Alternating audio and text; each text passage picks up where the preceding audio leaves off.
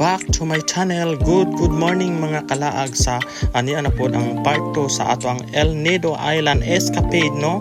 Ato na pod ning pagatan-awon ang ilang pinaka-highlights na resort sa tibuok Palawan, ang El Nido Big Lagoon. So kailangan nato mo sakay og kayak, no, para ma-enjoy og maabot nato ang atong ginakahinaman sa tanan, ang Big Lagoon Island.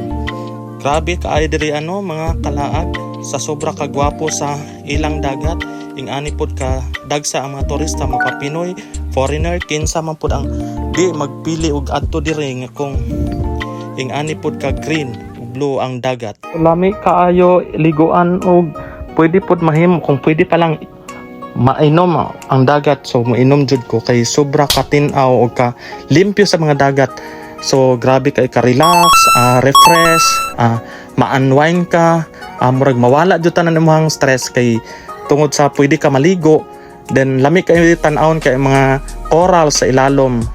Sobra kay ka kanang ginapangalagaan jud sa ilahang ang corals, no. So bawal jud ta mo kuan silang mga corals kay naa sila yung mga rules. So kailangan lang jud ka maligo. So grabe ka enjoy, daghan ka ikag makita nga mga bangka, daghan ka marag libo-libo ka tawo ang magbakasyon dire everyday. So lain-lain pong tawo ang imong makita. So grabe kay ka relax jud, wala jud ko laing masulti basta El Nido, lami kay balik-balikan. Highly recommended kaayo sa mga gusto magbakasyon, mag-relax. So pwede mo diri 1 week for family vacation, friends, or magbarkada, pwede mo diri. So mukuha lang mo og group package para ma-avail ninyo ang mga promo. So daghan kay mga promo sa ilahang island tour diri sa may El Nido. So grabe kaayo ka jud sa ilang daghan kay silang mga maadtuan nga mga island, dili jud ka lugi, worth it jud kaayo. So mga kalaag, so og naamoy mga plano nga mo vacation, so grabe ka recommended jud kay og ako lang diri jud ko sa may El Nido. Kay first jud ninyong buhaton is magpabook mo, then adto mo og Coron.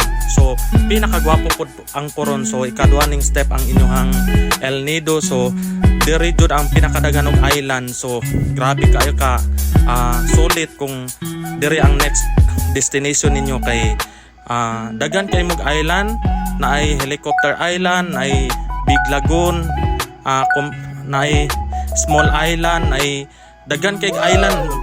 Di na ko maisa-isa kay I think kami siguro mga 1 day jud mi nag-travel diri. So naapod sila yung mga snorkeling, kompleto kung adto mo diri. So kailangan lang jud mo patch up og more money para ma-adtuan jud ninyo ang mga location nga pinakagwapo diri sa may El Nido. So highly recommended kaayo sa mga gustong magbakasyon like family or naamoy mga occasion. So pwede ra po ninyo diri i-held.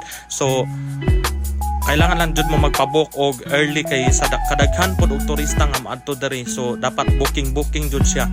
So kami nakabook jud mi mga 3 months ago pa. So dili kaayo mi so pag abot niyo diri atimado tana. So kana lang mga kalaag, no. Thank you for watching.